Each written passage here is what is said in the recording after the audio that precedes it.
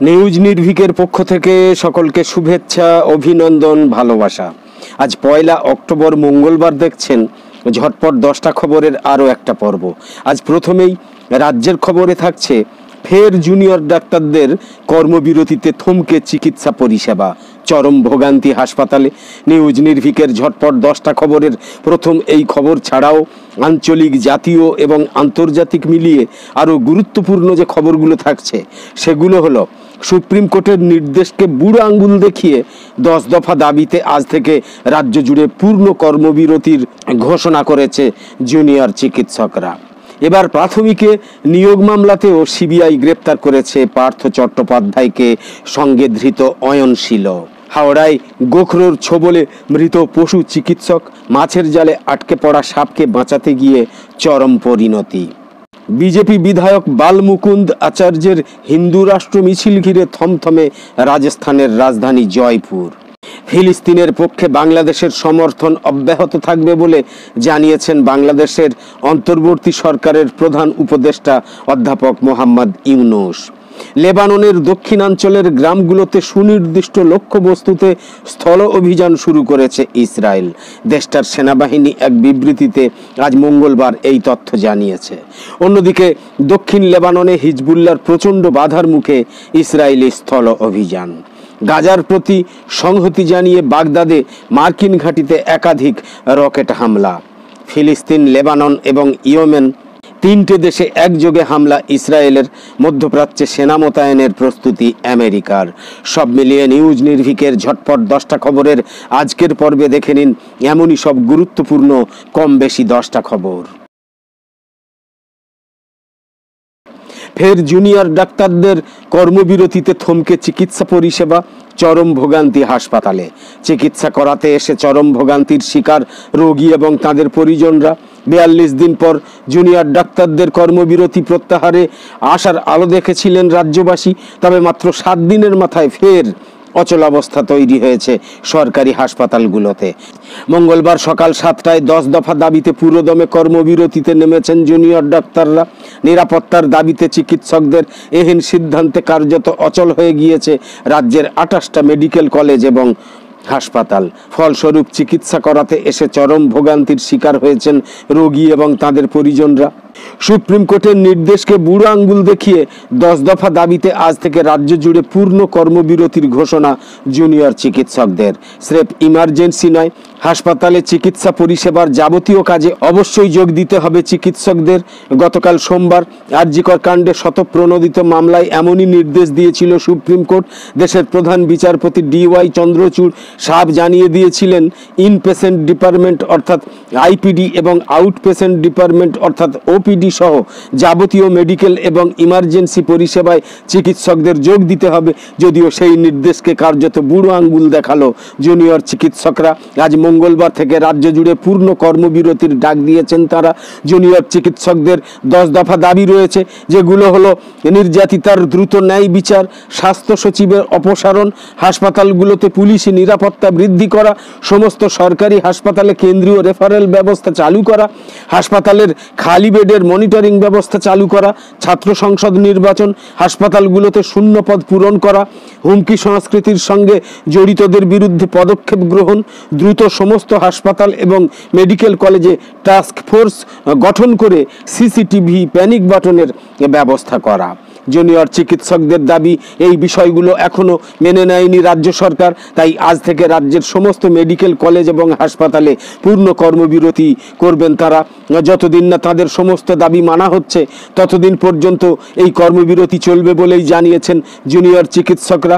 Sagar Dutta medical কলেজের ঘটনাকে কেন্দ্র করে গত শনিবারই জুনিয়র চিকিৎসকরা জানিয়েছিলেন যে সোমবার সুপ্রিম কোর্টের শুনানির পর কর্মবিরতিতে যাওয়ার কথা ভাববেন তারা।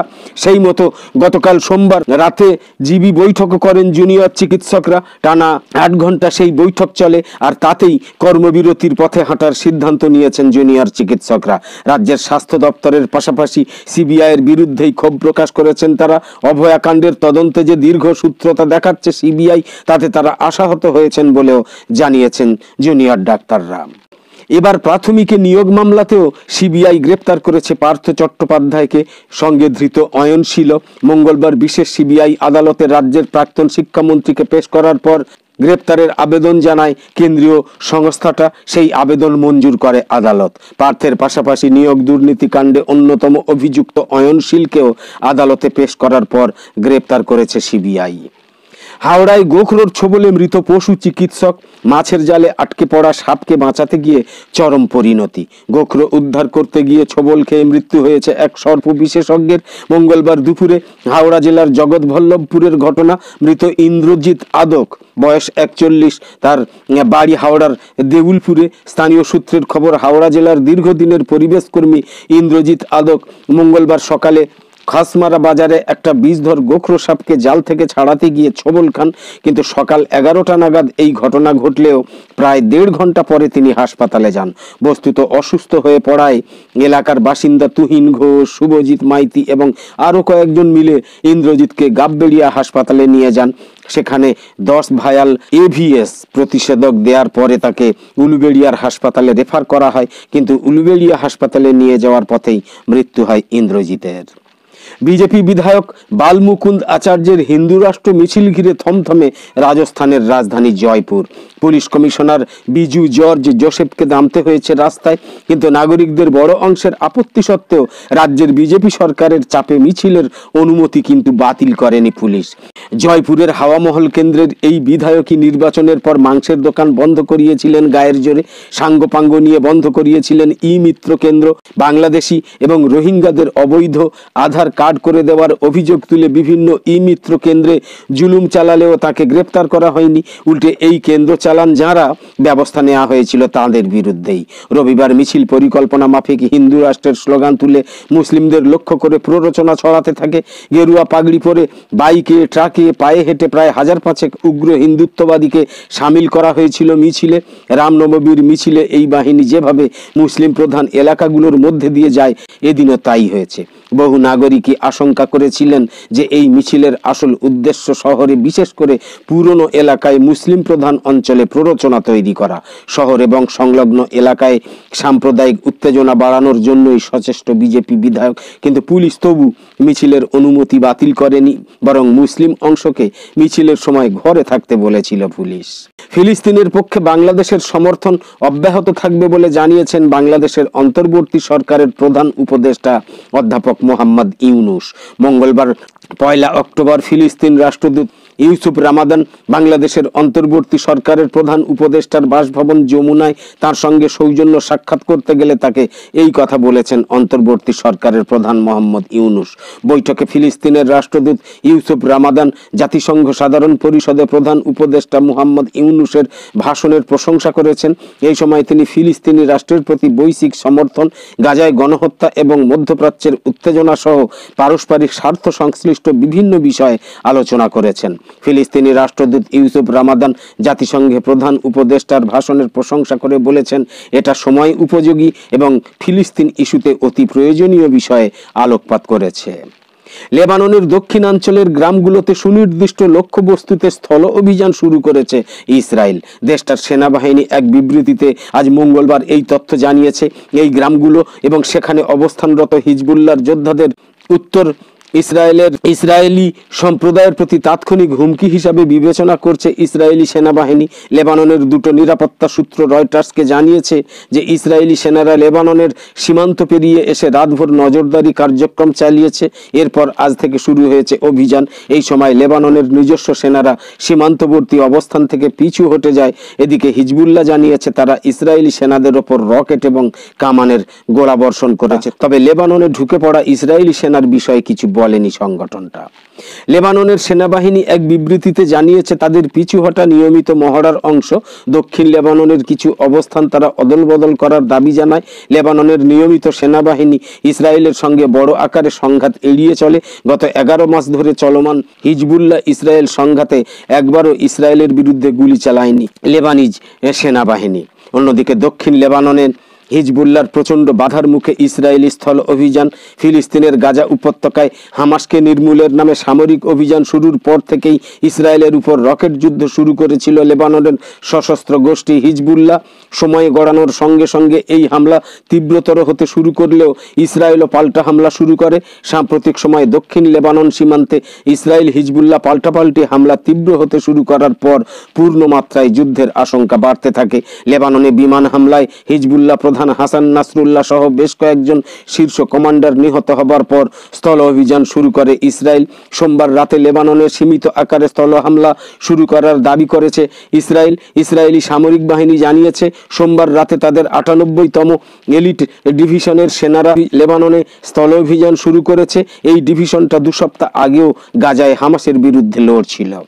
ইসরায়েলের সেনারা লেবানন সীমান্ত পেরিয়ে স্থল অভিযান শুরু করার বিষয়ে এখনো আনুষ্ঠানিকভাবে স্বীকার করেনি হিজবুল্লাহ। তবে মঙ্গলবার হিজবুল্লাহ জানিয়েছে তারা ইসরায়েলি সেনাদের ওপর রকেট এবং কামানের গোলাবর্ষণ করেছে। সবশেষ খবর অনুযায়ী হিজবুল্লাহর প্রবল প্রতিরোধের মুখে পড়েছে ইসরায়েল।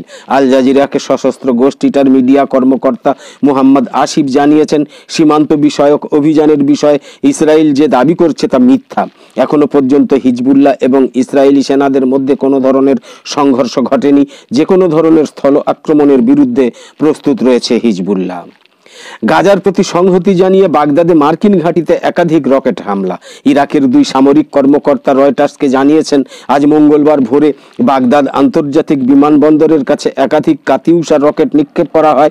নিরাপত্তা কর্মকর্তারা বলেছেন বাগদাদ আন্তর্জাতিক বিমানবন্দরে মার্কিন সেনাদের ঘাঁটিতে 3টে রকেট ছোড়া হয়। 2টো রকেট ঘাঁটির বিশেষ প্রতিরক্ষা ব্যবস্থার সাহায্যে গুলি করা হয়েছে বলে জানা গিয়েছে এবং অন্যটা বিমানবন্দরের ভিতরে পড়েছে। তবে এতে কোনো হতাহতের ঘটনা ঘটেনি। নাম প্রকাশ না করার শর্তে এক মার্কিন প্রতিরক্ষা কর্মকর্তা বার্তা সংস্থা রয়টার্সকে বলেছেন সমস্ত সামরিক কর্মীদের হিসাব করা হয়েছে। সামরিক বাহিনীকে লক্ষ্যবস্তু করে এই ক্ষেপণাস্ত্র ছোঁড়া হয়নি। ইহুদিবাদী ইসরায়েল অবরুদ্ধ গাজা ও লেবাননে যে বর্বরতা চালাচ্ছে তার প্রতি অন্ধ সমর্থন দিচ্ছে আমেরিকা। এর জবাবে মধ্যপ্রাচ্যের প্রতিরোধ বাহিনী এই অঞ্চলে মার্কিন স্বার্থে আঘাত হানার অঙ্গীকার করেছে। ফিলিস্তিন, লেবানন এবং ইয়েমেন 3টে দেশে একযোগে হামলা ইসরায়েলের। মধ্যপ্রাচ্যে সেনা মোতায়েনের প্রস্তুতি আমেরিকার। লেবাননের ইরান সমর্থিত সশস্ত্র গোষ্ঠী হিজবুল্লাহর প্রধান হাসান নাসরুল্লাহকে ইসরায়েলের হত্যার ঘটনা তেহরানকে প্রতিশোধ নিতে প্ররোচিত করতে পারে এমন উদ্বেগ বাড়তে থাকার মধ্যেই মার্কিন প্রেসিডেন্ট জো বাইডেন মধ্যপ্রাচ্যে মার্কিন বাহিনীর অবস্থান ঠিক করে নিতে পেন্টাগনকে নির্দেশ দেওয়ার 2 দিন পর এই ঘোষণা সামনে এলো। এক বিবৃতিতে পেন্টাগনের মুখপাত্র মেজর জেনারেল প্যাট্রিক রাইডার বলেছেন ইরান সমর্থিত অংশীদার এবং ছায়া গোষ্ঠীগুলোকে চলমান পরিস্থিতিকে কাজে লাগানো কিংবা সংঘাত বাড়িয়ে তোলা থেকে বিরত রাখতে আমেরিকা বদ্ধপরিকর। তিনি সতর্ক করে দিয়ে বলেছেন ইরান বা ইরান সমর্থিত গোষ্ঠীগুলো যদি চলমান পরিস্থিতিকে কাজে লাগিয়ে মধ্যপ্রাচ্য অঞ্চলে আমেরিকান কর্মী বা স্বার্থকে লক্ষ্যবস্তু করে তাহলে আমেরিকা নিজ জনগণকে রক্ষায় প্রয়োজনীয় সব ব্যবস্থা নেবে। অবশ্য পেন্টাগনের বিবৃতিতে নতুন কতগুলো বিমান মোতায়েন করা হবে বা এর পরিধি কি হবে সে ব্যাপারে বিস্তারিত কিছু বলা হয়নি। শুধু বলা হয়েছে আগামী দিনে আমরা আমাদের প্রতিরক্ষামূলক বিমান সহায়তা সক্ষমতা আরও শক্তিশালী করব। একদম শেষে বলি, ব্যতিক্রমী খবরাখবর সহ সব ধরনের ভিডিও এবং লাইভ সম্প্রচার দেখার জন্য অবশ্যই নিউজ নির্ভীকের সঙ্গে থাকুন। পরের পর্বে আবার দেখা হবে। সকলে খুব ভালো থাকুন, সুস্থ থাকুন। ধন্যবাদ।